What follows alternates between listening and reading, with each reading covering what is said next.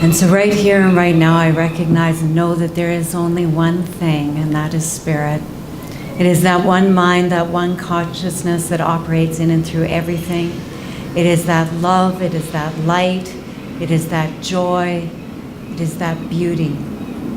It is that one thing, that heartbeat, that sound, that fullness that resonates and operates in and through each and every one of us here. And so I speak my word for those here today, those who choose to take these words as their own. And I recognize and know that I am one with it. I know that I am divinely connected. And so because of this, I know that this day is a beautiful day. This day is a day that fills me with joy, that fills me with the truth of who I am, that allows me and gives me permission to see rightly, to recognize and see the spirit and the presence and the joy that is present everywhere. I recognize and know that everything that comes into my experience today is a reflection of my divine oneness, my divine connection, and my joy and my commitment to the love of life itself. And so I allow all of that expression to radiate in and through me. I allow it to enter into my being with absolute ease and with grace. And I give thanks for this. Thanks for this opportunity to be. Thanks for the opportunity to be my best self. Thanks for the opportunity to live in a greater expression of who I am. And so I release it all back into that one mind, knowing that it is all good. It is so good, amazingly good. And so it is. Thank you. And so now I get to introduce myself. Yay! So does anybody have any questions about who I am? Because then I can just answer that quickly. I'll give you a short version. I entered this teaching in about 1997. I factor that based on reminding myself of how old my daughter was when I entered the teaching. So I was the mother of a 2.5-year-old. For any of you who've ever had a 2.5-year-old, it's the perfect time to enter a spiritual teaching. I can tell you that. So life was very, very busy at that time. My head was very, very busy. I had a lot of stuff going on, and really felt like I was teetering on the edge of losing my way. And I knew that I needed to find a place that I could call home. So there was this beautiful little place that I'd heard about. It was called, at that time, we were so eclectic back then. We had a major branding issue. So we were, in some places, the center of empowerment and enlightenment. And in other places, the center for enjoyment. And the other place is just center for joy, et cetera, et cetera. Like really, if you move from place to place, you'd never know. You had to, it really was a secret. So you had to find out. So this was the center for positive living. And I thought, okay, that sounds good. I'll show up. So I showed up by myself, didn't know a soul there, and cried for the next 3 Sundays. Cried because I had found my home. And so that's how I started, and I just kept going and taking classes and things like that. So that's how I ended up here. And so that was my spiritual life. And in my day life, as I mentioned, I was a journalist who people say, why did you leave journalism? It's like I got tired of covering death and dismemberment. So that's the other thing that was happening in my life. So you got the chaos of having a 2-year-old, you got a job where you're forced to deal with death and dismemberment because it's really important for people to know about that. And then I needed the spiritual life to balance everything out. So that's sort of a little bit about me. But this isn't all about me, this is about you guys. So really what we're talking about this week, or this month rather, is compassion and caring. And often what we think about when we're doing compassion and caring is we think about compassion and caring for other people, right? And sometimes doing all that compassion and caring for other people results in, any ideas? A little bit of resentment, a little bit of, my cup is empty, right? I have so much compassion and caring going out. I forgot to do compassion and caring for myself. I forgot to fill myself up. So we talked a little bit about that last week, and we're going to be examining it from a whole bunch of different ways throughout this week. And so that's what we're going to look at today. So the question that was raised as the talk for today was, so what happens if you love somebody and they don't love you back? So you've done all this compassion and caring, all this stuff that's been going out there, and they don't love you back. And so the harsh reality sometimes is nobody really cares, right? Nobody cares. It's not about you. They've got their own journey. They're having their own experience. They're doing the best that they know how with the resources that they have available to them. And really, it comes back to us. It comes back to us in a form of, how do I want to show up? How do I want to be? And who do I want to be in the midst of all of this? So if you're loving somebody else and you see that love as a primary relationship, sometimes the same thing can happen. You still need to be able to come back into yourself and be able to say, where's my compassion and caring, and what perhaps am I even thinking that's leading me to create a layer of separation between myself and this other person that theoretically I want to be loving and compassionate for. You see what the mind just does, these crazy things over and over and over again. So a book that I was looking at, which is a new-ish book by Brené Brown, some of you may have heard of her, is called Rising Strong. And she has this really great quote. She says, one of the most vulnerable parts of loving someone is trusting that they love you back. Trusting that they love you back. And then she says, and I need to be generous in my assumptions. Lots of room around that. Space. If I've made a commitment to somebody to love them, whether it's a partner, whether it's a friend, whether it's my coworker, my parent, I need to provide lots of space around that to manage the assumptions that I may be making about what that relationship is supposed to look like. Because as I'm going through my week, my day, so is the other person going through their week, their day, their year. And so we're both colliding gently, hopefully, if we're doing it right, bumping into each other. Have you guys seen those crazy soccer players? They put themselves in bubbles in the middle of summer. Plastic bubbles, I still can't get over it. But have you seen them? They're like, so there's a gigantic bubble. They were at David Lamb Park at one point. Now they've moved to another park. And they play soccer, but they're bumping into each other. And sometimes they roll over. It's like a gigantic donut. And so the plastic bubble is about this big. So you think about your personal space and your personal bubble. Think about those soccer players. Look it up online if you want to. And we're all kind of doing that in a way. It's a great metaphor because whether we realize it or not, we've got this atmosphere around us. And when somebody moves into that atmosphere, they're bumping up against that. And we can either allow that to be a nice, safe fall, as they do in soccer, right, with these special magic bubbles, or it can be a really painful fall, like as in rugby, right? Not so nice, I just lost my ear. So, you want to think about how do you want to collide with people? Do you want to collide with people in a safe bubble situation that's filled with compassion or love? Or do you want to collide with people in a bit more of a rigid kind of way? You'll have a different experience. And part of that is getting clear about what our thinking is about. So I want to just take another take on this whole idea. So there's another well-known writer. She wrote this book back in the 1990s, and Alan will appreciate her because I think he may even know her, if not know of her. And that's Prema Chodron. Have I pronounced her name properly? I'm always not too sure. So she is an American. She's been a Buddhist for more than 20 years. But what I really like about her is she's kind of really a Canadian, I think, because she's been running the Gampo Abbey in Nova Scotia since 1996. So I think that kind of constitutes as quasi-Canadian, at least in my books. So back then she wrote a book called When Things Fall Apart.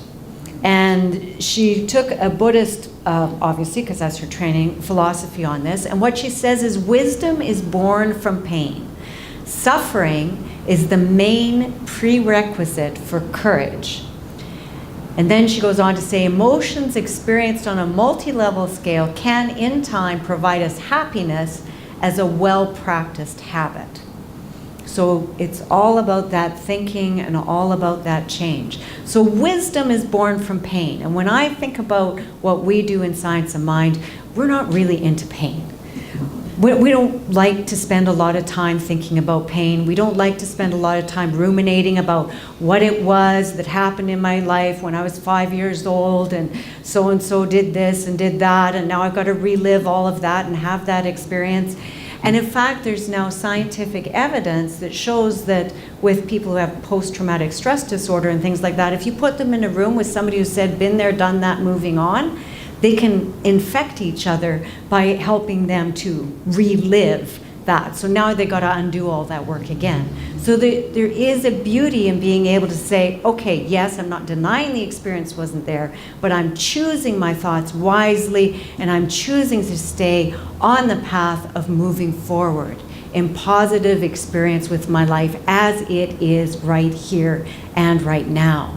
Which is where meditation brings you to a wonderful place, because it brings you present. What's happening right now? Right now. Those beautiful birds that came through during the meditation. That was happening right now. And we got to hear that in this moment.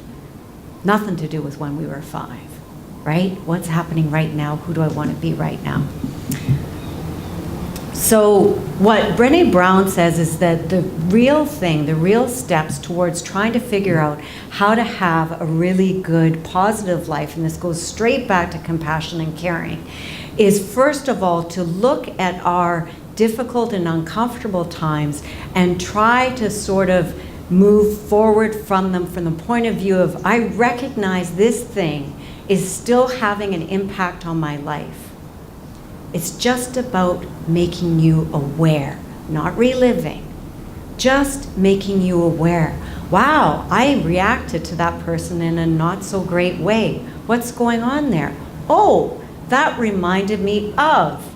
Oh, I'm still holding on to that? Really? How would you like to reframe that? How would I like to reframe that? A little trick that somebody gave me very recently was talking about the difference between our thoughts and our feelings, and said that the North American way of communicating is that we talk always about our feelings. And honestly, I wanted to challenge him on that, because I thought, I'm a good religious scientist, I practice Science of Mind, I know what I'm doing, and I don't talk about my feelings, I talk about my thoughts. So I've been listening to what actually comes out of my mouth, not what's rattling around in my head, what comes out of my mouth, and say, oh, that was interesting. I said that I felt. And the reason why saying I feel is not helpful is because feelings are all okay. I can't have a conversation about somebody's feelings. Feelings are always okay. We're all entitled to our feelings. How do I move someone from point A to point B if all we're talking about is feelings? It's very easy to get stuck in the feeling energy of something.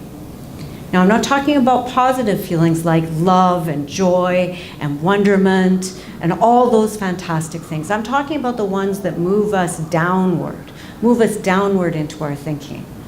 So the example that I had was, I was in conversation and I realized I challenged myself in my own head, right? Before I said anything out loud, I challenged myself and I thought, okay, how am I feeling? I'm feeling this way.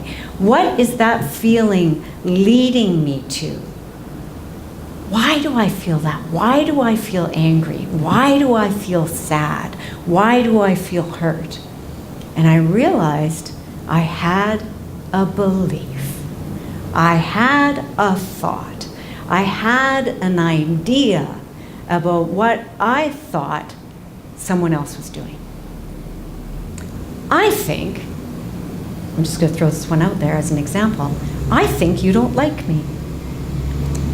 I think you're going to abandon me. I think that maybe you hate my cooking.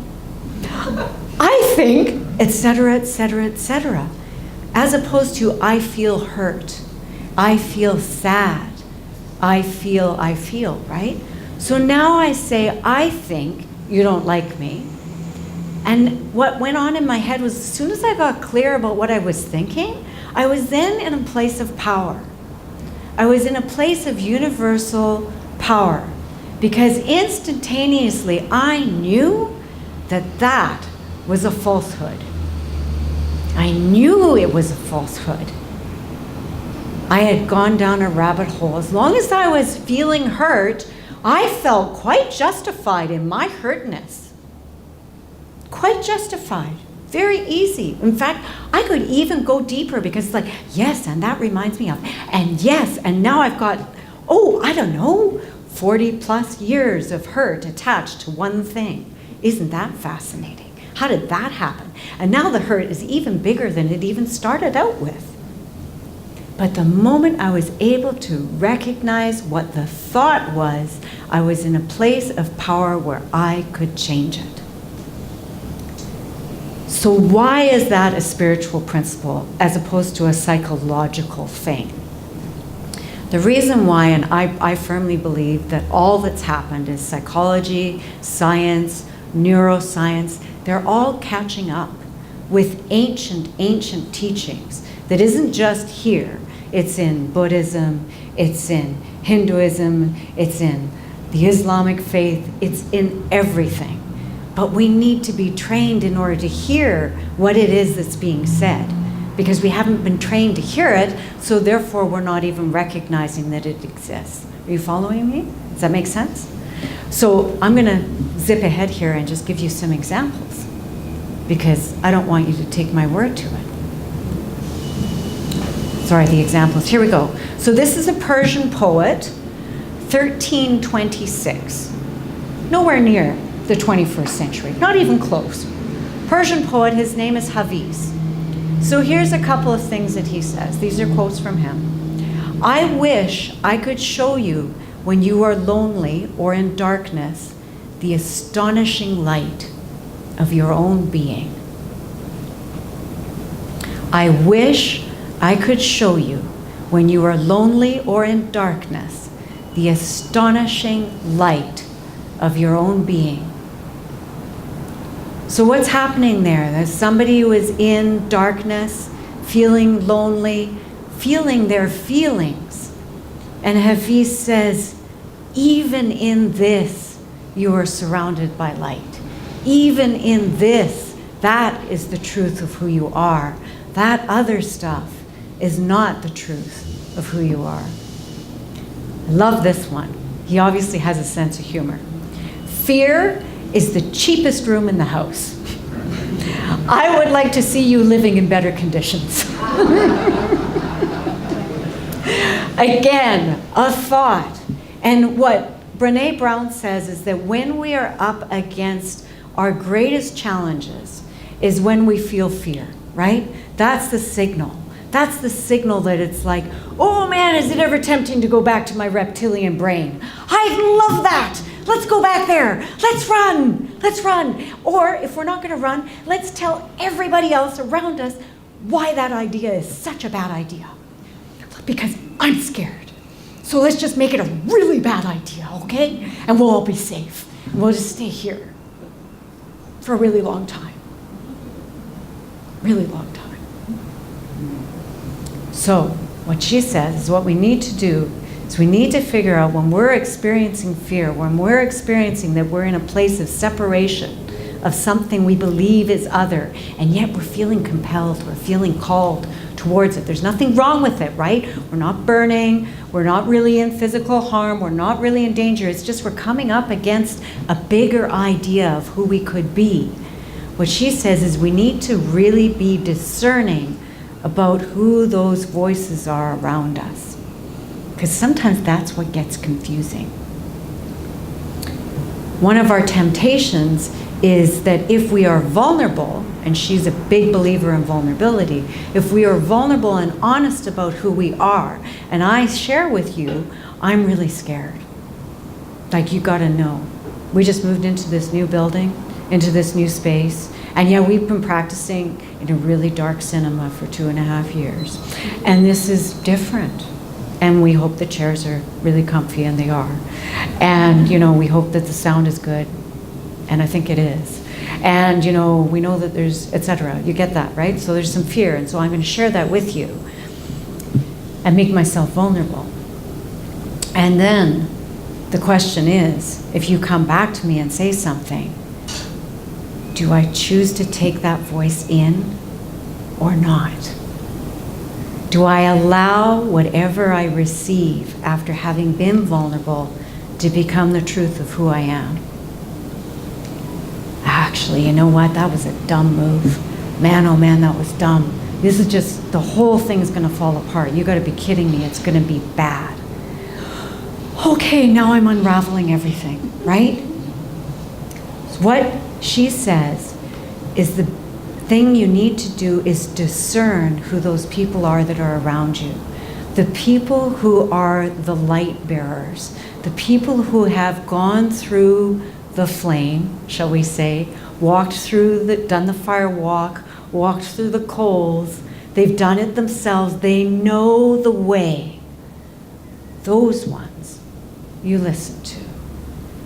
Those ones you pay attention to. And the rest of them, you just bless them on their path.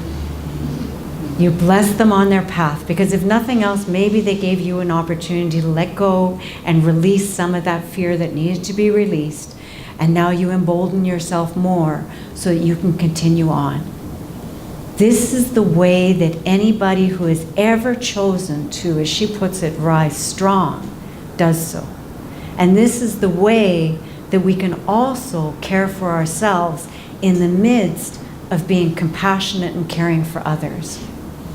If we just take in, oh, you know, the surgery is going to be horrendous and it's going to be really bad and I may not come out alive and all of that kind of stuff. If we just take that in and go, yeah, I'm scared too. How helpful is that?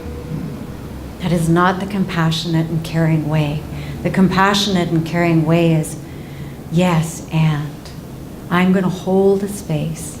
I've got my nice plastic soccer bubble around me, and I'm going to hold this space and know that you are loved no matter what, you are contained no matter what, as am I.